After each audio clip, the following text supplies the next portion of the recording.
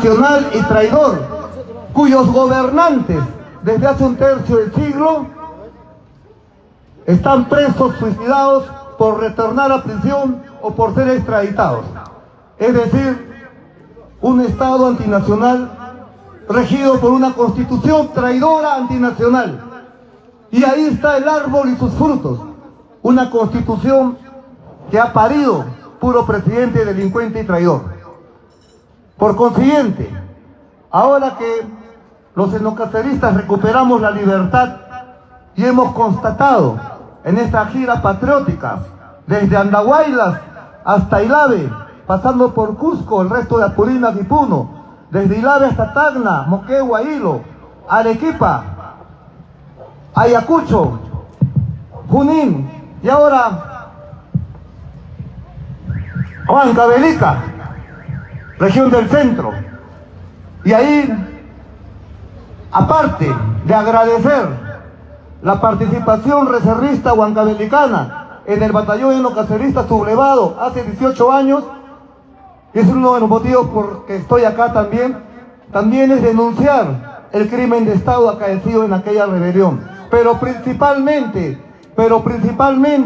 ahora que salimos y recuperamos la libertad, constatamos que las banderas por las cuales nos sublevamos hace 18 años, ahora, pasado ese tiempo, la situación de la República se ha agravado.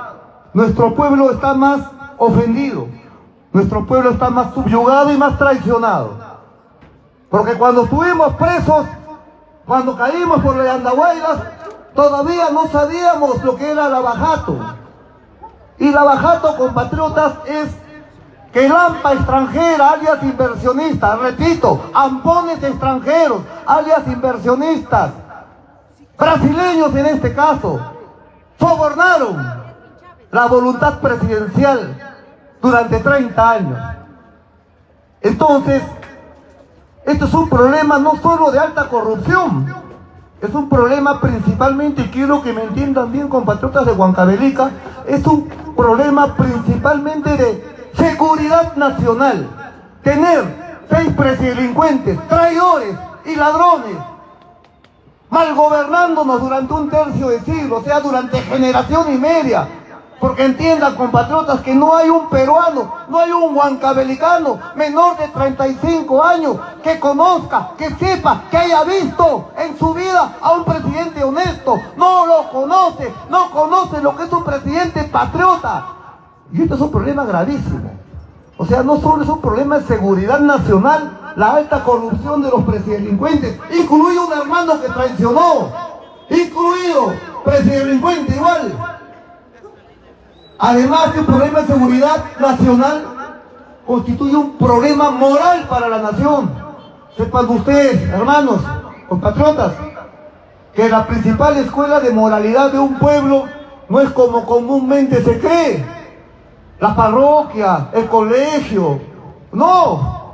La principal escuela de moralidad de un pueblo es el ejemplo de los gobernantes. Repito, el ejemplo de los gobernantes. Y si estos gobernantes nos traicionaron, obviamente traicionaron a toda la nación. ¿Y qué es la nación? La nación somos nosotros y el territorio.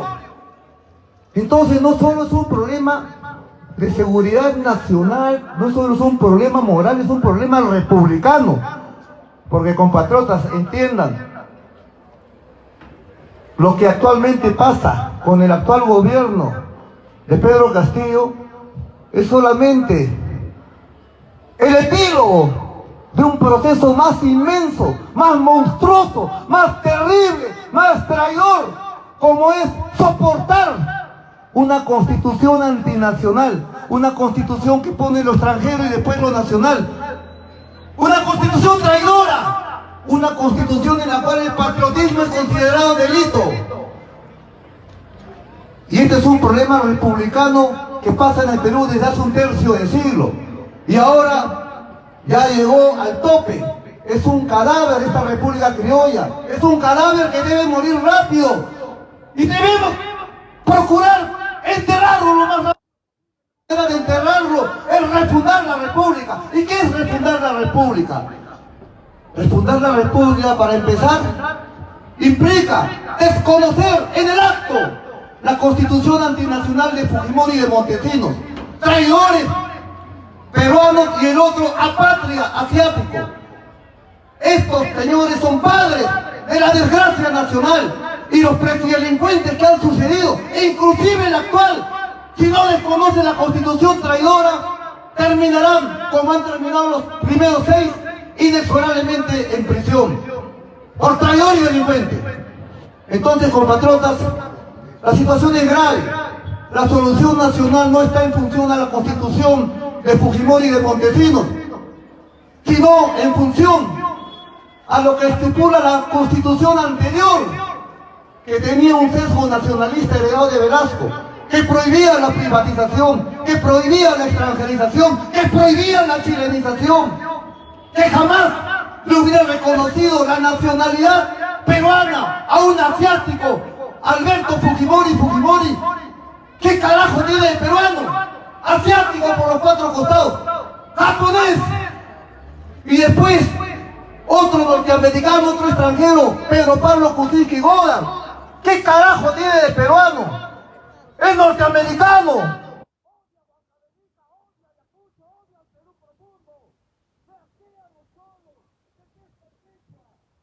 Es peruano. Y esta gente, estos apátridas extranjeros, nos han gobernado y nos han hecho una constitución antinacional. Y en complicidad con presidelincuentes peruanos. Entonces, refundar la República implica no solo desconocer la Constitución traidora, sino reconocer la vigencia de la Constitución del año 79 y ampararnos en sus candados nacionalistas para renacionalizar, para fusilar el signo de los tiempos. Ese es el paradigma histórico a la clase política. Entonces la niñita del pueblo joven va a pensar que es bueno ser prostivedad. Entonces el niñito del pueblo joven va a pensar que es bueno ser pirañita.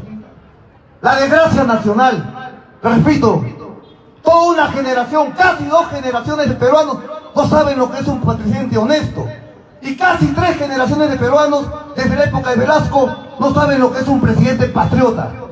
Entonces, cuando hablamos de refundar la República, no solo implica desconocer la Constitución traidora y reconocer la Constitución seminacionalista, sino que en ese mismo segundo también se tiene que convocar una asamblea constituyente que, para un proyecto nacional, un contrato nuevo, un contrato social, popular y patriótico, que simplemente le dé la vuelta a la tortilla, que anteponga a los peruanos ante lo extranjero en todo y total aspecto. Trabajo solamente a peruanos, exclusivamente para peruanos, que los extranjeros hagan turismo, que conozcan Caral, que conozcan Machu Picchu, que coman rico en nuestros restaurantes, que gasten, que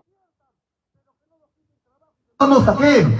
Solo así serán bienvenidos, solo así serán bienvenidos. La patria no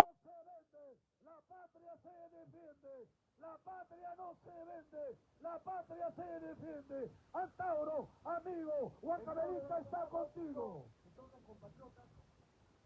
En esta nueva república ya estamos hablando de desconocimiento de la Constitución antinacional, reconocimiento de la Constitución seminacionalista, escarmiento histórico, fusilamiento de presidelincuentes, asamblea constituyente, nuevo contrato social que anteponga el interés nacional sobre el libre mercado. La economía la manejará solamente el Estado, como en la época de Velasco, un Estado poderoso. Cuando crecíamos realmente, auténticamente, los que tenemos más de 50 años en este planeta, en nuestro país, aún podemos recordar al gobierno de Velasco, ese Estado nacional soberano. No solo hizo la reforma agraria, no solo le quitó las... No solo hizo eso, hizo la comunidad laboral, que los obreros podían tener participación en las empresas y poco a poco tenían de ser socios propietarios. Eso le dio Velasco a la clase obrera. Hizo una revolución y creó un Estado nacional propio, donde el crecimiento era auténtico. Era un Estado poderoso. Minero Perú, Enter Perú, Enafer Perú, Hierro Perú, Centromin Perú, Empresa Peruana de Vapores, Entel Perú, y luego con la traición de Morales Bermúdez, miedoso que el Perú, el ejército peruano, cruzara la frontera para acá, traiciona a Velasco, y con eso desmantela la revolución, y el hijo putativo, malparido de Morales Bermúdez es la patria extranjero, asiático, Fujimori, y sus socios montesinos, ambos presos por delincuentes y traidores. Y estos dos nos dan esta constitución malparida, antinacional. Y ahí el crecimiento comenzó a ser ajeno, de extraños, de extranjeros. Entel Perú se convirtió en Telefónica Española. Crecimiento ajeno. Entel Perú, crecimiento propio. Marcona, Hierro Perú, se privatizó y se convirtió en Shogun chinos. Crecimiento ajeno. El Estado chino, en su índice de crecimiento anual, contempla lo que nos explota en Marcona. Y acá nos hacen creer que ese crecimiento nuestro. ¡No! ¡El crecimiento de los... Entonces, estamos viendo un saqueo tremendo. Aeroperú.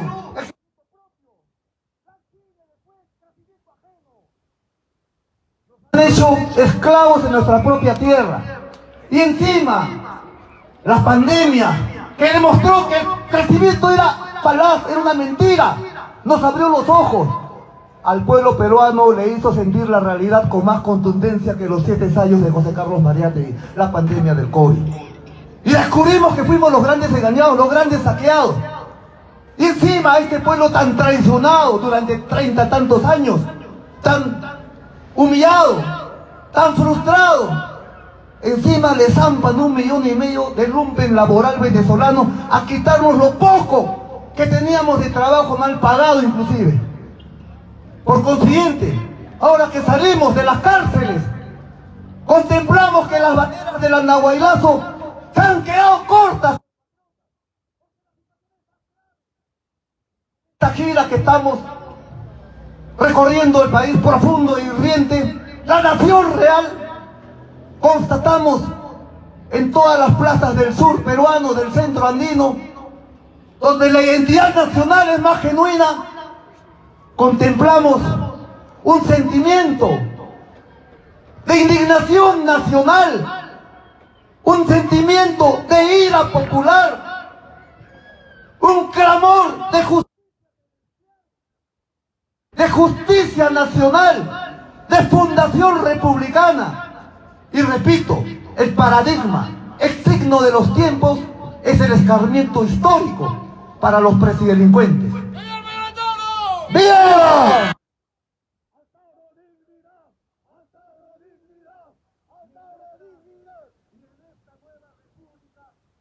Nosotros imaginamos, ¿por qué?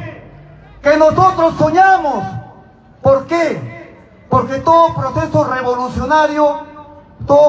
revolucionario es un proceso de creación cultural, popular. Estamos imaginando un camino, estamos proyectando un camino. Caminante no hay camino, se hace camino al andar.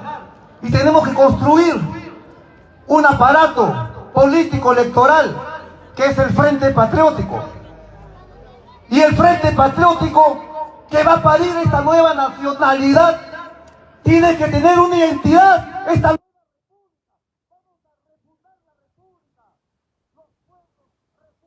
repúblicas cuando están en un peligro mortal y nacional. Doy como ejemplo una república como Francia. Francia está en su 5ª república. La primera república la fundaron luego de cortarle la cabeza a Luis XVI a María Antonieta. La segunda república es cuando regresan los Borbones, los traidores. La tercera república es después de la derrota de Sedan ante Alemania de Bismarck. La cuarta república es con la derrota en la Primera Guerra Mundial. Y la 5ª república es la que funda Charles de Gaulle. Es decir, en los ejemplos que estoy dando, vemos que los pueblos a veces refundan. Y ahora ha llegado este momento. Y yo siempre refiero en las plazas las palabras de Thomas Jefferson prócer de la independencia norteamericana, que no era de izquierda ni era enocacerista. Y él que decía que la libertad es un árbol tan sagrado en la historia de los pueblos que de vez en cuando estos mismos pueblos han de regar con la sangre de sus tiranos. Y las rebeliones se hacen para derrocar tiranos y no para matar policías. Nosotros denunciamos un crimen de Estado. ¿Y por qué voy a Andahuaylas? Porque las banderas del andahuaylazo siguen vigentes, pero también se vuelven más urgentes por estos dos factores que son la Bajato y la invasión del lumpen laboral venezolano. Entonces, en esta refundación, esta segunda república, que tiene que tener como paradigma el escarmiento histórico de los delincuentes, tenemos que definir su identidad. ¿Qué somos como pueblo? ¿Quiénes somos nosotros realmente? ¿Cuál es nuestra identidad? Porque no puede haber ningún proyecto nacional si no definimos la identidad nacional. Por eso Velasco, hace 50 años, cuando quiso refundar la república, porque él quiso, no pudo, lo traicionaron después de 7 años. Y después todo es antirrevolución, es antivelasquismo. Por eso la derecha odia a Velasco, porque hizo justicia para el pueblo. Y por eso esta derecha también nos odia a nosotros. Y que nos odie, porque nosotros también la odiamos. Son expresiones de amor universal. Son expresiones de amor universal. Entonces, compatriotas, o ellos o nosotros. Hasta ahora han sido ellos. Ahora les vamos a hacer justicia. Les vamos a poner la voz. La segunda república, sedienta de justicia, tiene que definir su identidad. Y nosotros, los etnonacionalistas, consideramos la identidad nacional en base a nuestra estirpe, a nuestra raza, a nuestra cultura incaica. Que somos mayoría. Entonces, para nosotros, la nacionalidad no se define. ¿Quién tiene un DNI? Bueno, allá. La nacionalidad no se define con ese documento llamado DNI. Acá se dice que uno es peruano porque hay un código de barras. O sea, hay un nacionalismo de DNI. Falso. Que no es suficiente. Porque Alberto Fujimori, nacido en el barco, ¿qué carajo tenía de peruano? Absolutamente nada, era asiático. Él se identifica con la historia del shogun, con la historia del emperador japonés, con Hiroshima, con Nagasaki. A él no le interesa esta capa, no le interesa la nación chocca, no le interesa Tupac Amaru, no le interesamos. Porque es extranjero. Por eso cuando fugó, porque se fugó, quiso ser congresista por su país, por Japón. Entonces, nos da una constitución pro extranjera. ¿Y qué produce? ¿Qué queríamos? La Bajato, pues. La Bajato. Traición. Keiko Fujimori Gucci. ¿Qué carajo tiene de peruano? Japonesa por los 4 costados. Ella dirá, mayor, yo nací en el Perú. Hay gente que nace en el patrullero y nunca van a ser policías. La sangre, la raza es lo que es la nacionalidad. Kuczynski, Godard, ¿qué carajo tiene de peruano? Norteamericano, gringo, anglosajón, norteamericano por todos los costados.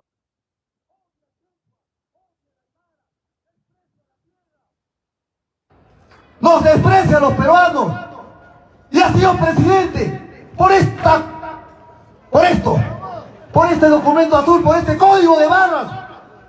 En una segunda república patriótica y los nacionalistas jamás le hubiera.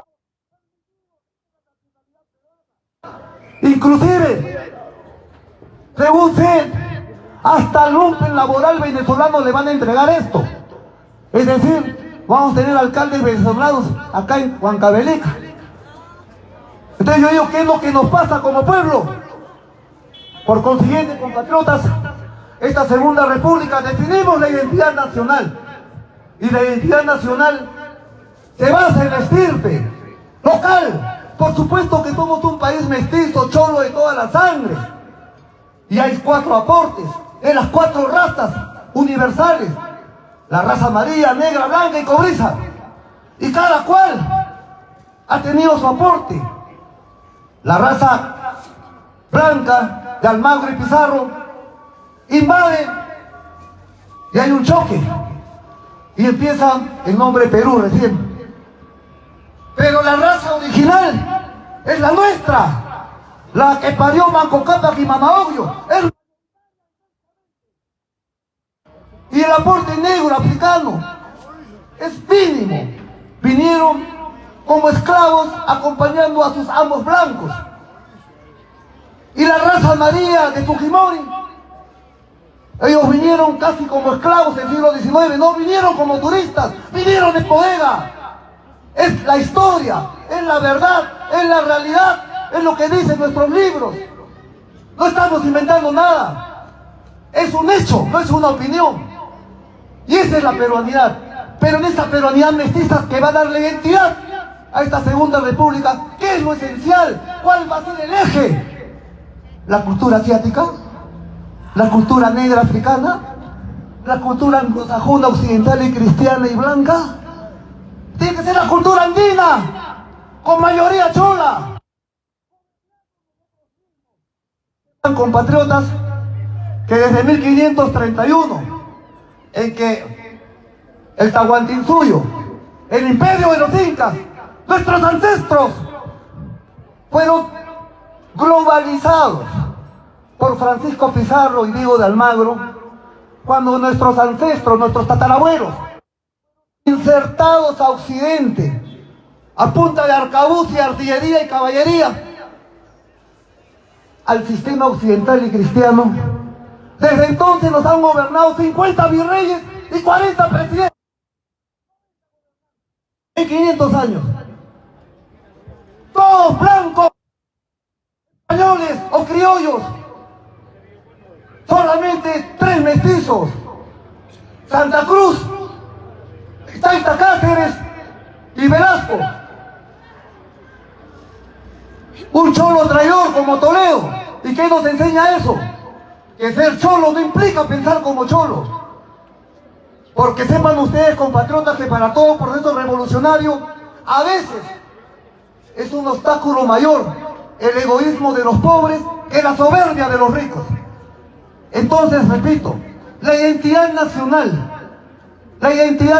nuestra conciencia nacional, ¿en qué se debe basar? Para el etnonacionalismo, que contempla la nacionalidad en función a la estirpe, a nuestra historia propia, obviamente, nuestra bandera como soldado velasquista, etnocacerista, etnonacionalista, mis banderas son ante todo las del Tahuantinsuyo, con la del imperio de los incas, porque compatriotas, en esta segunda república, en este proceso de imaginación, las grandes revoluciones son procesos imaginativos, como se dice, las utopías de ayer son las realidades de hoy, y debemos soñar.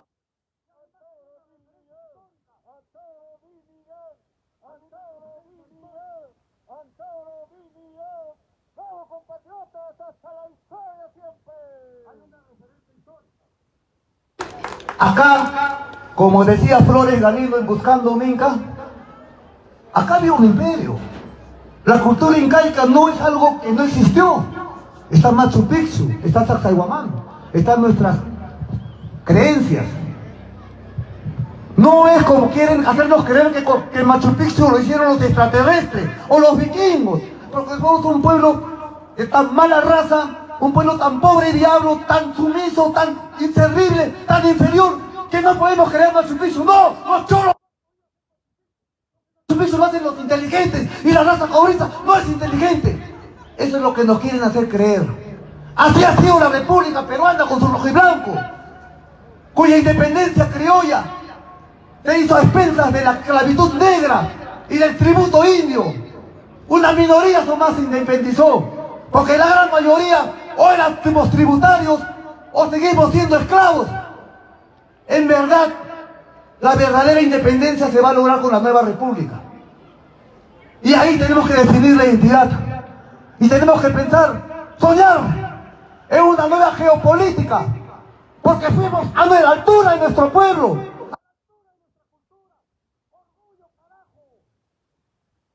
que fundar inspirada en el Tahuantinsuyo.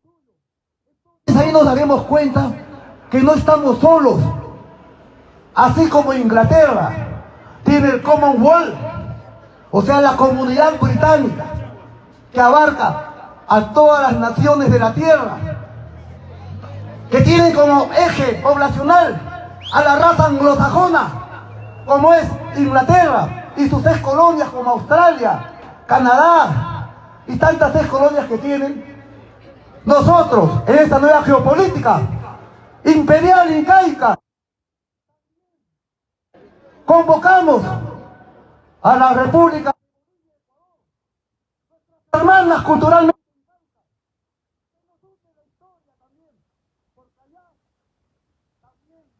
los movimientos de avanzada están por ingresar al poder, enarbolan, igual que nosotros, los etnocaceristas, los etnonacionalistas del Frente Patriótico, que enarbolamos la huifalda de la identidad de la nueva república. También estos gobiernos nuevos en Ecuador, que son nuestros hermanos culturales, están convergiendo con la misma bandera tahuantinsuyo. Darse la república, por instinto, tenemos que solidarizarnos y buscar una confederación internacional incaica. Y repito, esta es una nueva geopolítica. Estamos hablando de una nueva historia. Olvídense de lo pasado, pura putrefacción. El cadáver que muera. Que la nueva república que tasca con nosotros. Somos creadores. ¡Antauro!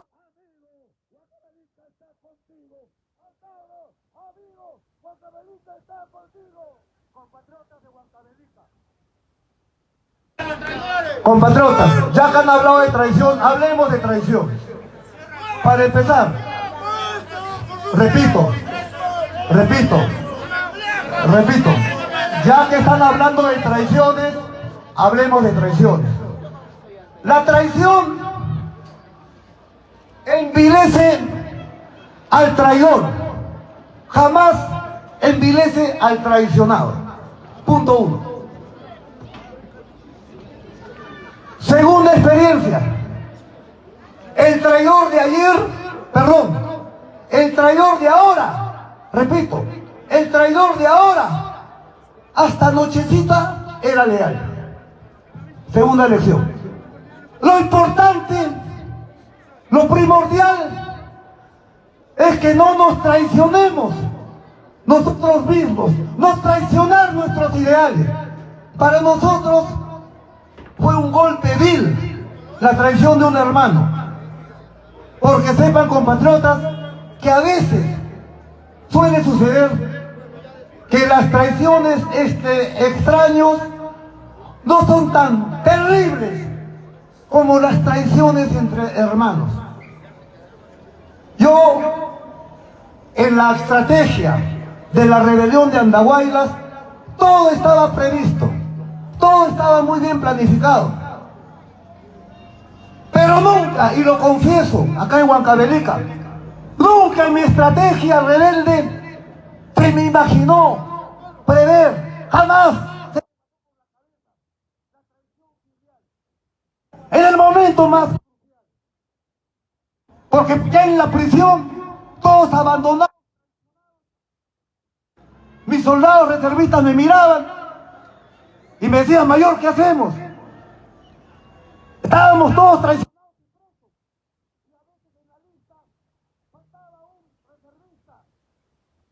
Encontrábamos colgado en su celda porque la traición fue... Entonces, ¿qué le podía decir a mi reservista si no? ¡Sobrevivamos!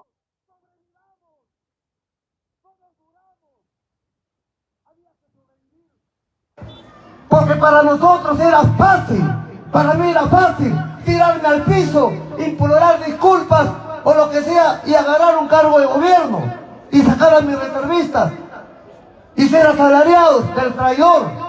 pero había que mantener firme la convicción, el proyecto nacionalista. Había que mantenerse. Y compatriotas, nos mantuvimos pues, aguantamos, nos comimos la carne a 18 años, soportando un crimen de Estado que no cometimos.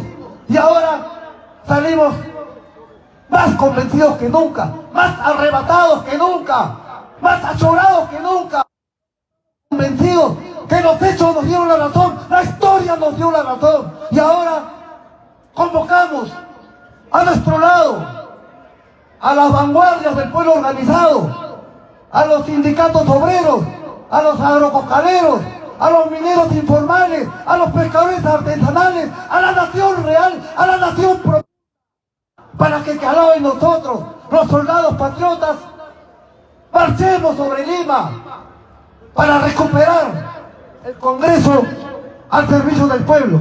Y una vez recuperado el Congreso, porque lo vamos a hacer, y yo los convoco.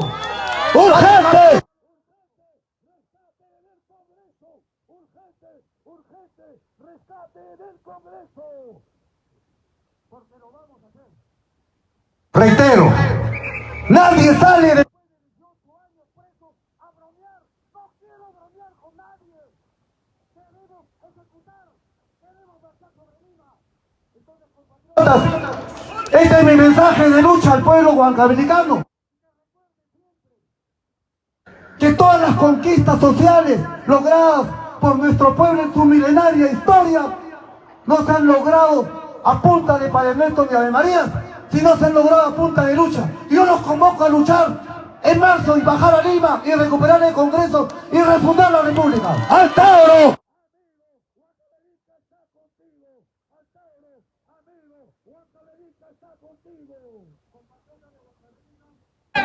Para mí, por supuesto que lo vamos a cerrar, esto de lo por hecho. Pensemos en la nueva república, en la identidad. Compatriotas, yo, con todos mis compatriotas enocaceristas que me siguen en esta gira, debemos seguir recorriendo el país. Las plazas, cada plaza de cada provincia. Entonces tenemos que proseguir nuestro periplo, nos vamos con dirección a Guaitará. Y de ahí vamos a Ica. Compatriotas de Huancavelica, soy el mayor Antauro Humala, regreso acá después de 18 años, porque estuve acá 3 meses antes del Andahuaylazo, estuve acá invitado a una conferencia por los enocaceristas en la ciudad de Acoria. Tengo un muy buen recuerdo de Acoria y un buen recuerdo de Huancavelica, porque de acá han salido contingentes enocaceristas que me acompañaron en los momentos más duros de mi vida, como fue la rebelión de Andahuaylas.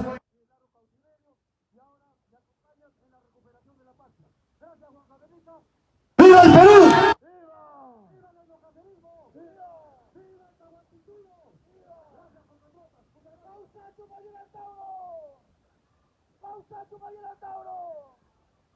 ¡Viva Huancavelica! ¡Viva Huancavelica, compatriotas! ¡Gracias, compatriotas! ¡En Costa, Sierra y Selva! ¡En Costa, Sierra y Selva! ¡Antauro preso!